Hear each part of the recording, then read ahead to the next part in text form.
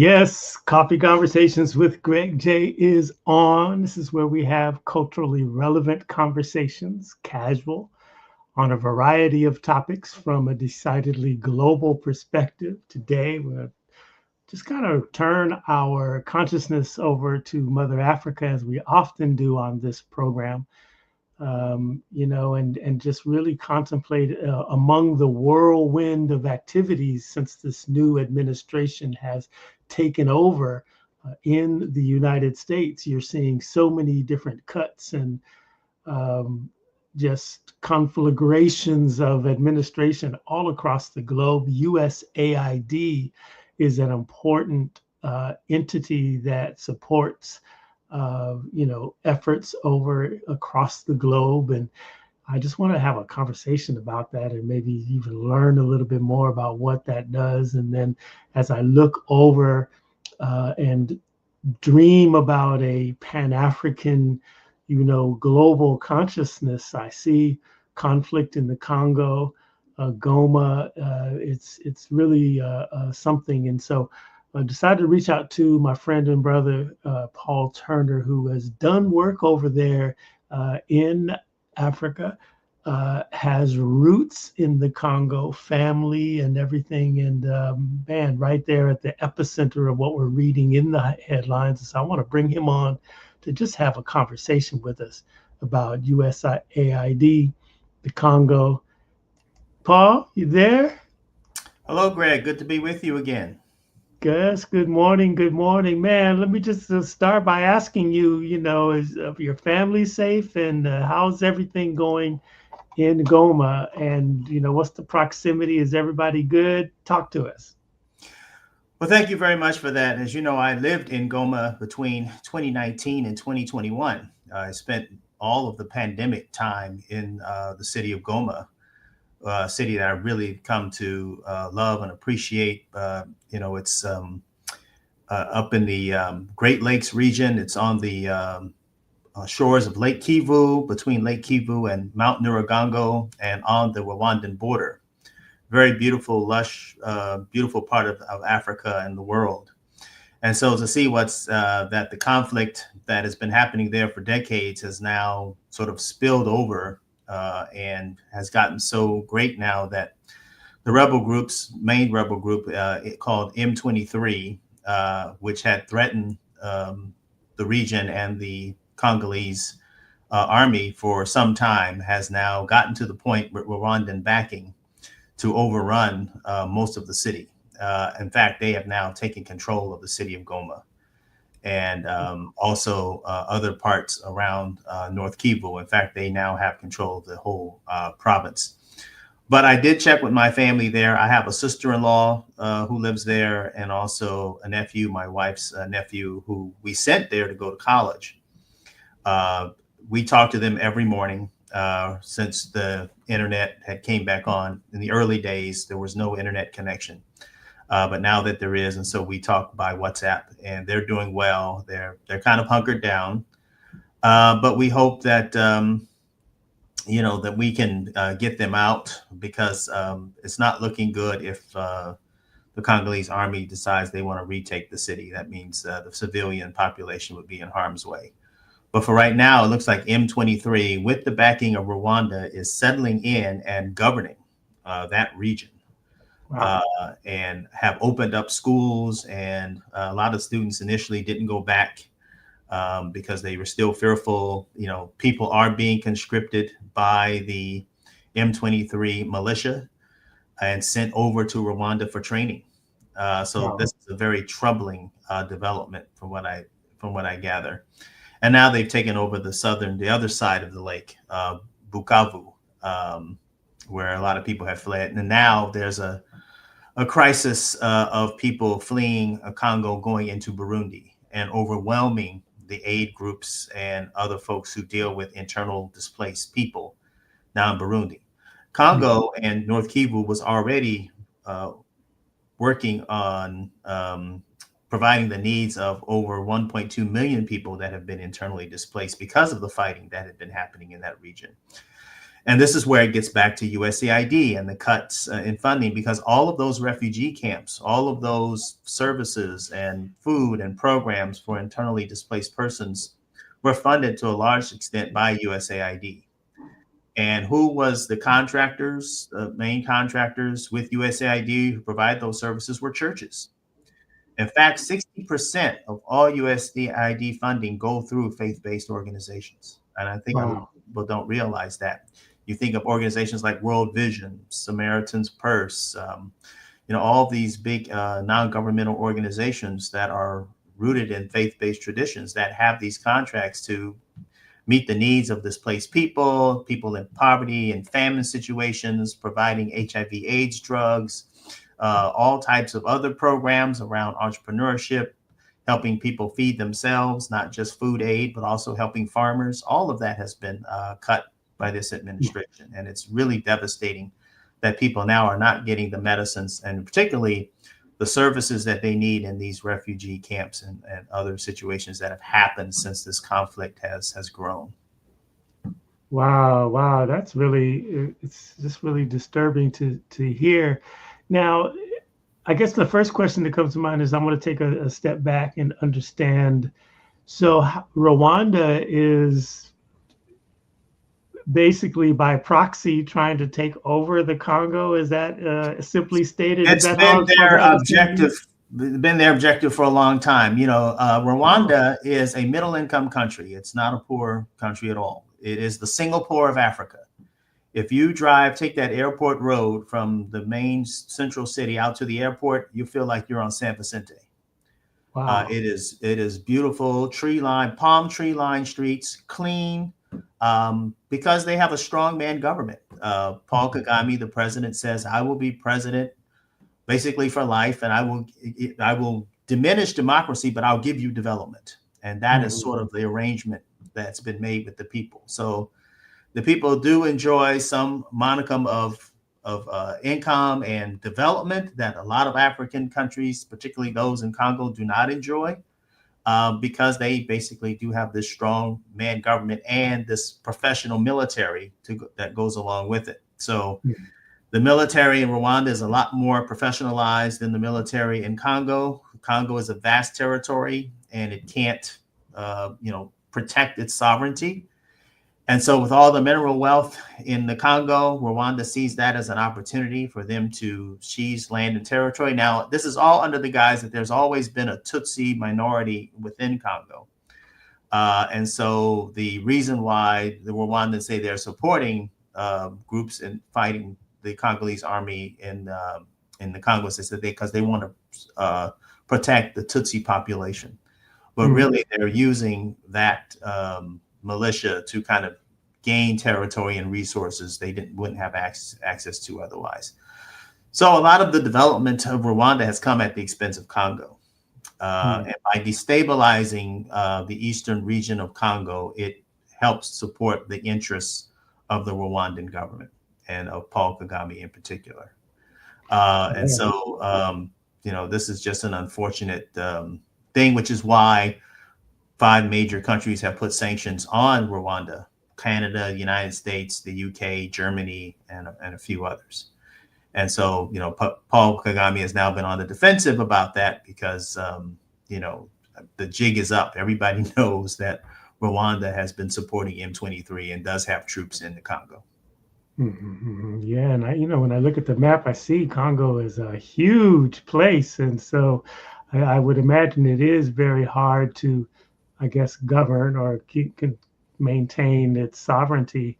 And then a great deal of that is what, jungles and well, it's forest land, and the national park, Virunga National Park, is right there next to around Mount Nyiragongo, the volcano. That the last time I was on the show with you, we were talking about how the volcano had erupted.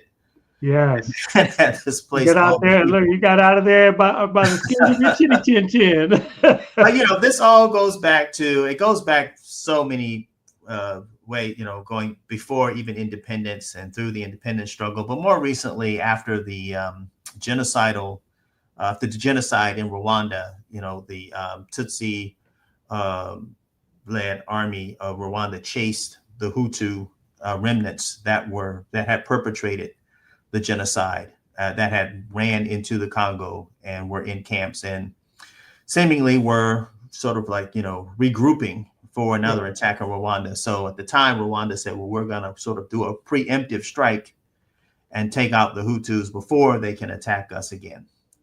And so that was sort of the first, incursion by Rwanda into Congo. But then they linked up with Kabila, Laurent Kabila, who for decades wanted to overthrow the Mobutu regime that was supported by the United States and many in the West, because he was anti-communist, and all the minerals and the uranium and all of these things that we wanted access to kept Mobutu in power.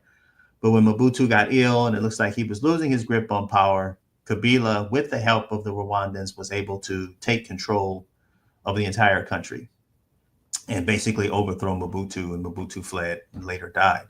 Mm-hmm. But it was when Kabila tried to then sort of purge Rwandans from the government and from the army that he was killed.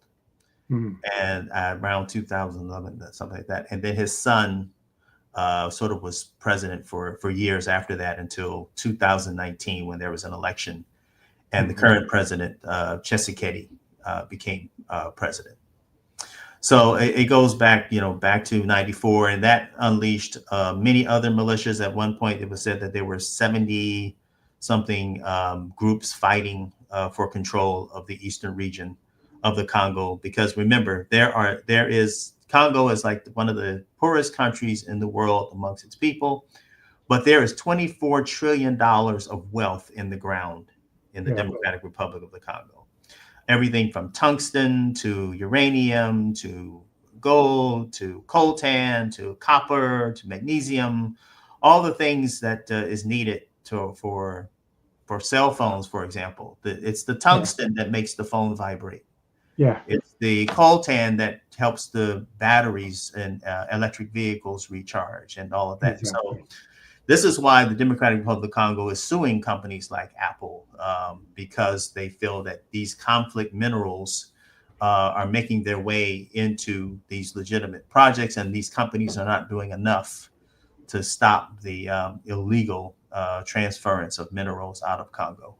And of course, the biggest presence there is the Chinese. I mean, you can't go anywhere driving between Kigali and Goma without seeing a truck with Chinese. Chinese, yeah. You see that for sure. I was thinking, Paul, I wanted to ask you, it's these areas that you're describing, these regions were colonized by the French, right? Correct? Well, no. Initially, that eastern Congo around the Great Lake area of Kivu, mainly Burundi, Rwanda, and parts of eastern Congo, were first colonized by the Germans. Now, when Germany lost the First World War, they had to give up their colonies. In fact, if you go back and look at the movie The African Queen with Humphrey Bogart, at the end of that movie is about how that war started and how it was a German boat that Bogart is the African Queen. That boat is a German boat, and they're fighting the Germans on the Great Lake of Africa in that movie. So it was a German colony. But then King Leopold in the 1880s had a conference on, what we're going to do, how we're going to divvy up the African territory amongst all the European colonizers. And so the big part in the middle that was kind of not British, not French, they gave to Leopold of Belgium. And I mean, literally gave it to him personally. It was his own personal property. All of the Belgian Congo belonged to King Leopold. And he didn't care anything about the people. He only wanted to extract the wealth, because he had, before that conference, said that Belgium was a new country and it needed a colony. And so he set out to make this area his colony that he could control. And of course, major atrocities followed that, as they just tried to take out all the ivory and rubber and other resources, and palm oil. Unilever, for example, was started by extracting palm oil out of Congo. Mm-hmm.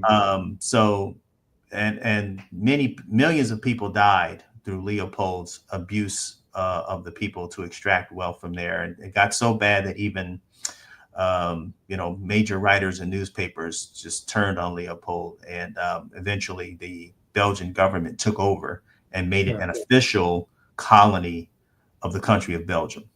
So the French that they speak in the Congo is Belgian French, not France French. So it comes out when you say the number 70. In French, it would be 70, but in Belgian, it's 70. So in Congo, they say 70 instead of 70. Wow. All right, now, okay, so now here we have this this conflict there in the Congo, and I would imagine now we're seeing all over the continent of Africans really trying to advocate even the more their independence, trying to break away from the Western and European powers. There's this whole new movement now. How does the African Union or other groups, collectives, look at the conflict that's happening in Congo? And do you, just as an observer, do you see what could be the end, the most favorable end of that conflict? Well, we don't know. It looks like the Eastern African Union, that sort of that collection of Eastern African countries like Uganda, Kenya, Tanzania, and others, seems to be very pro-Kagame right now. They tried to broker an agreement, but only Kagame showed up. Tshisekedi didn't take part in it. The African Union just recently had this week or last week just had their annual big meeting of all the African presidents. Paul Kagame was there. Tshisekedi did not show up. So it's not. And then, of course, the peacekeeping forces that were already present in Goma. We forgot to mention that how this was the largest peacekeeping operation in the world outside a couple of other places. But Goma was where the UN peacekeeping was headquartered.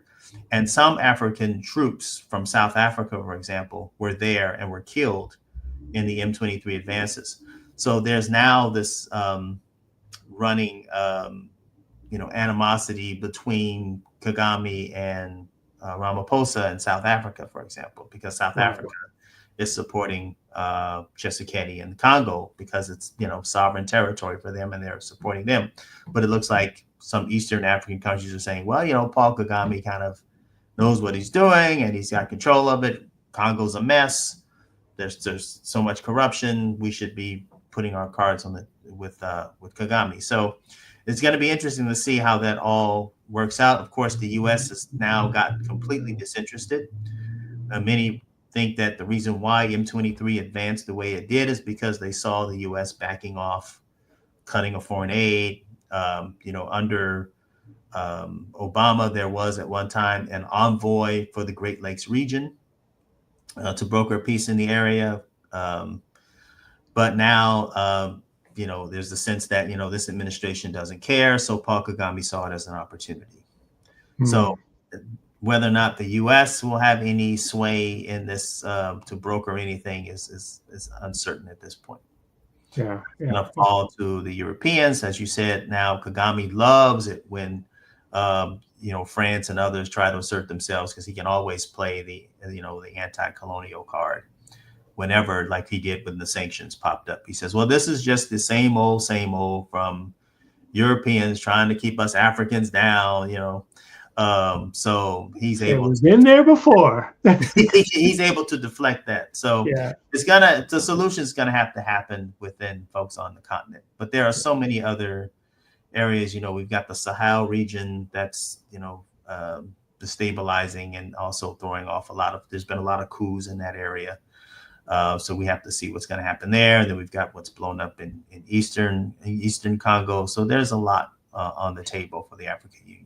Yeah, the picture you're painting here really brings to mind. Yesterday, the government issued a travel advisory, the State Department travel advisory for 23 countries, and Uganda was among them.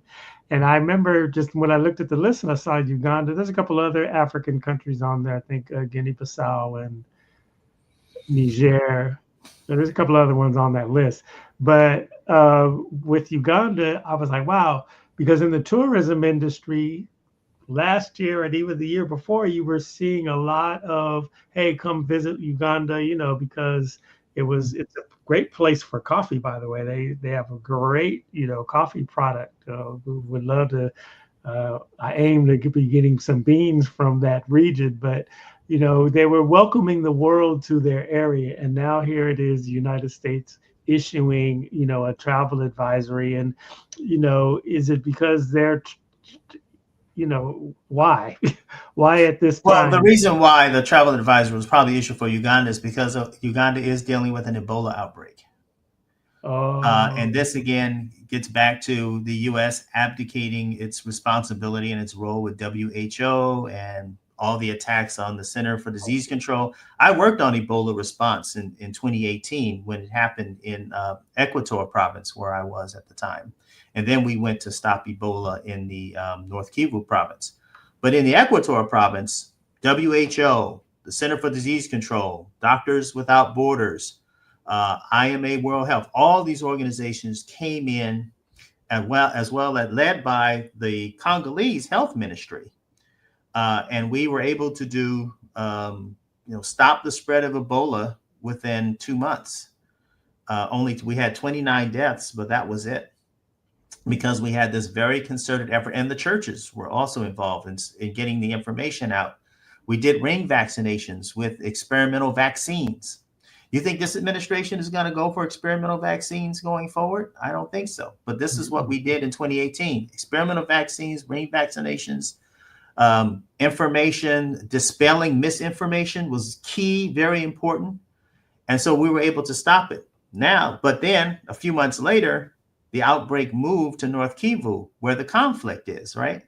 2,000 people died from Ebola, and instead of 29, because conflict is development in reverse.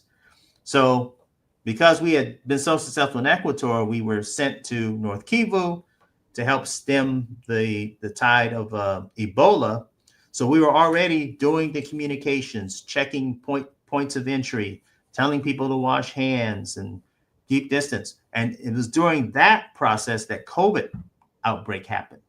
And this is why COVID didn't take root or hold so much in Eastern Congo, because we were already practicing washing of hands and safe distance and all those things. We weren't wearing masks, but we were doing all the other things.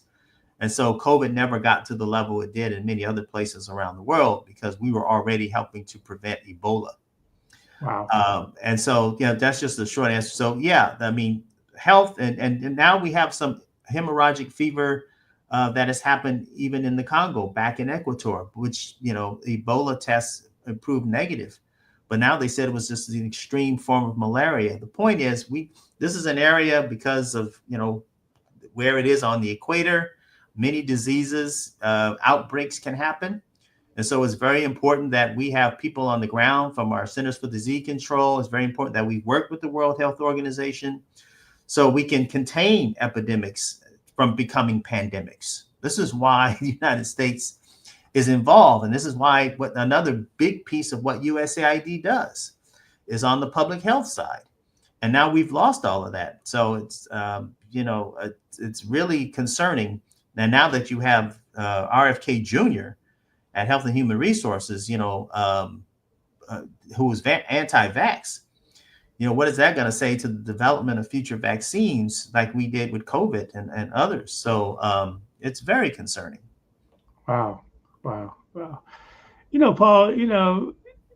I remember when you were in Congo and you were organizing, I guess it was, I'm going to say, so laundromats almost, talk about that program and just tell the people. I followed your pictures on social media, and I just thought that was like, oh wow, that's pretty cool. Which one was that? Work there?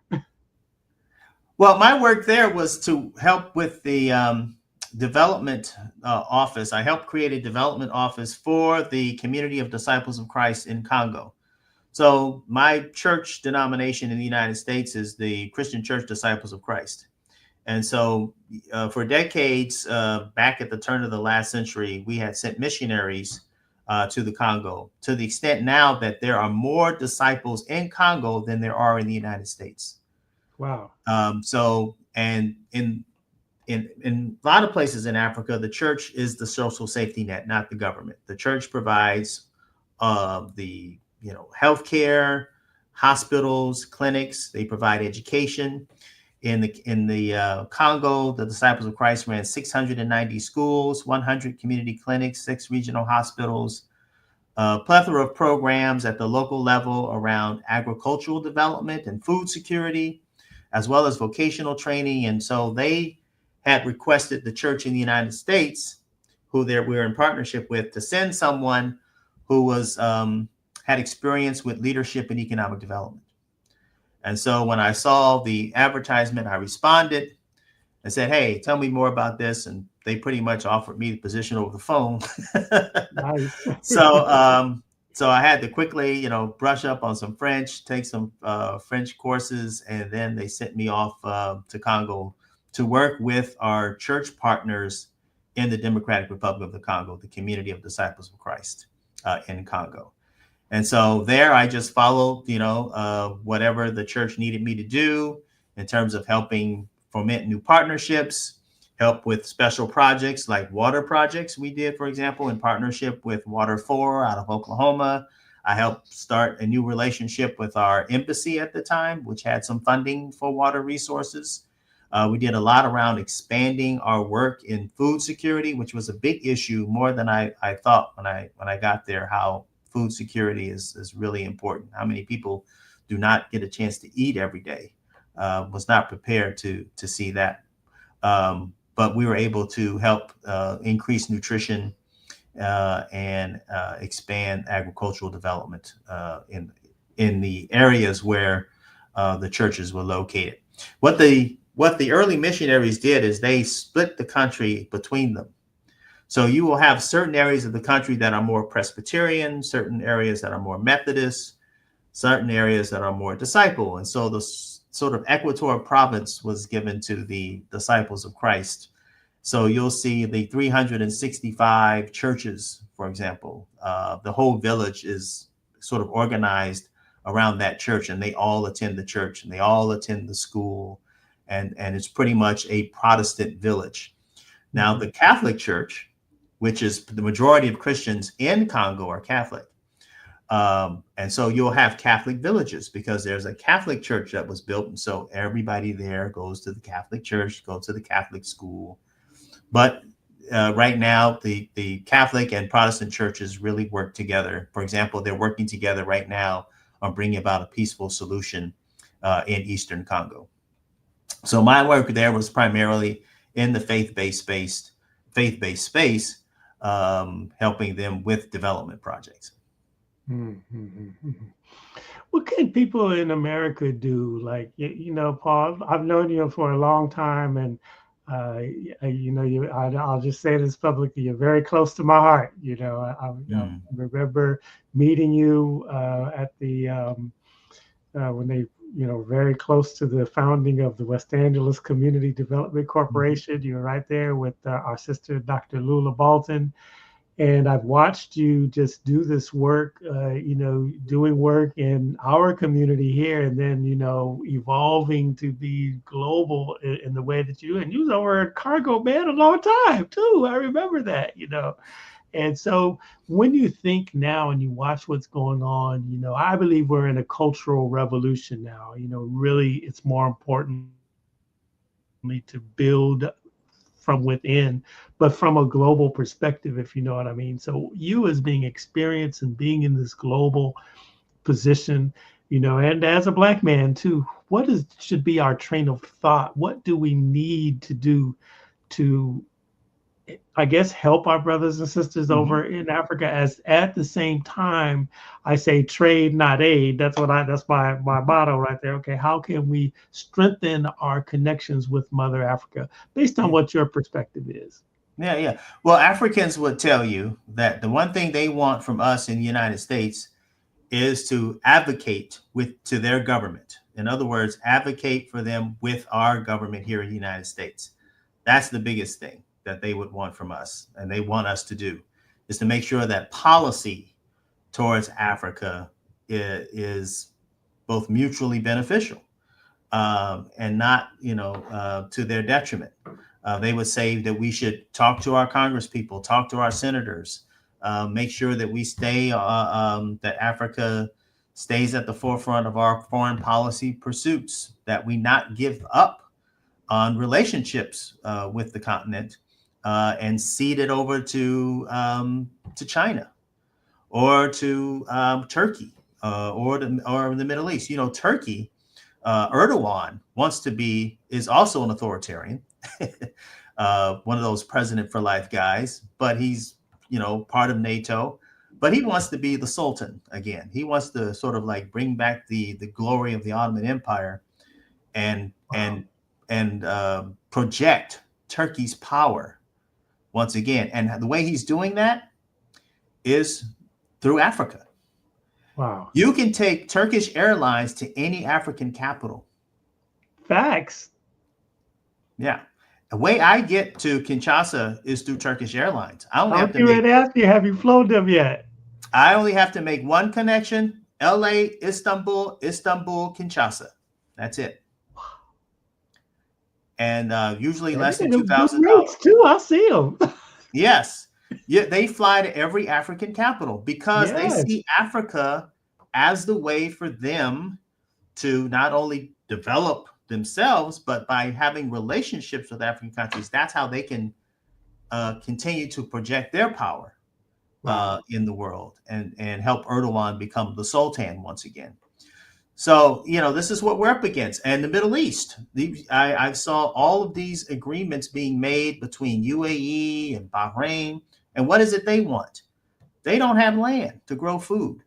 Mm-hmm. So they're coming in and making these agreements to take land. Now, what we should be doing is, as African Americans, is having our own land and buying land there as well. One of the things I tell people all the time, I'm so grateful. My wife is Congolese. We met while I was there.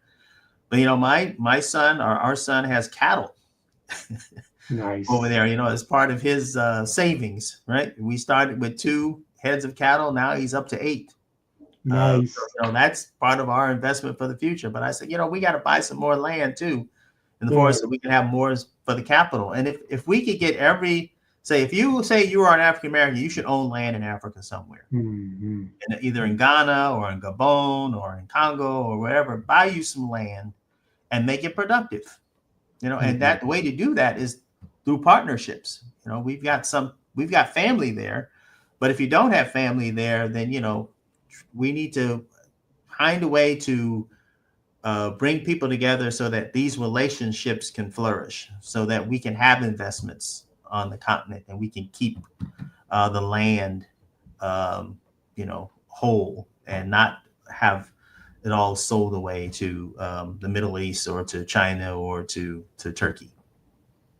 Yeah, I looked closely at land when I was in Ghana. I looked very closely, to see what it is. And you're not really owning the land. It's more like a leasehold for 50 years or something like that. But you're buying from the kings. It takes study and it takes really an investment in time. But I think it is important to our central consciousness that we do just as you described. And I just really believe also we should be also about building our own bridges of commerce too, because why can't we participate in the minerals and the agriculture and all this here? And the young people really want that. I was, when I was in Goma, there was this one brother that had a company that was a technology company, but he did like audiovisual, he did graphic design, and I had him design my logo. I had him do my video